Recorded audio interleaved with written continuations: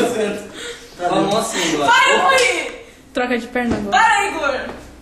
Mas olha. Não sou a Juliana. Vamos levar a sério. Olha aí. Vamos! Olha aí que bonita. Não fica por na frente? Flor. É o Nicolas. Ele dá Quem que eu vou falar? Tá, Igor, qual? Só um bate eu apanho.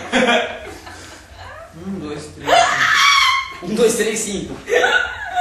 Essa vez foi legal.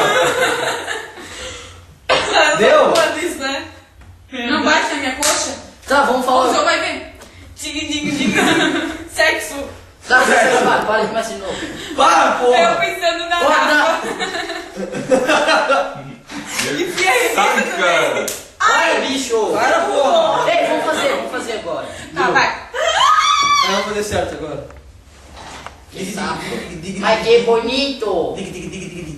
Agora, qual é a nossa opinião sobre esse assunto?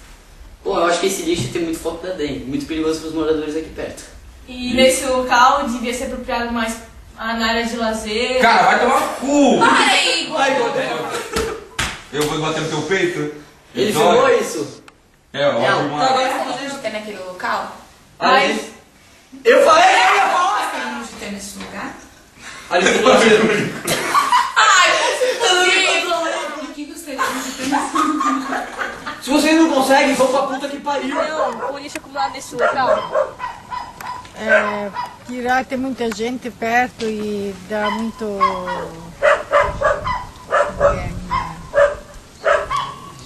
muito cheiro. Tem bastante vizinho perto, tem que tirar. O que você gostaria de ver no local do lixo? Árvore, plantas, um parquinho, as crianças brincar também. De boa. Pega açúcar. Não tá gravando, né? Tá sim. Aí o bom que isso aqui é bom. Meu, vai caber Vini certinho. Vai lá, Vini. Meu Deus do céu. Ninguém sabe descascar um limão. Cala a boca, eu descasquei os 4 limões que tinha aqui. O que tá fazendo, Vini?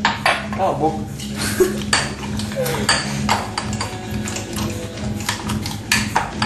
Estressado. Teu irmão é? Eu cheguei, meu irmão.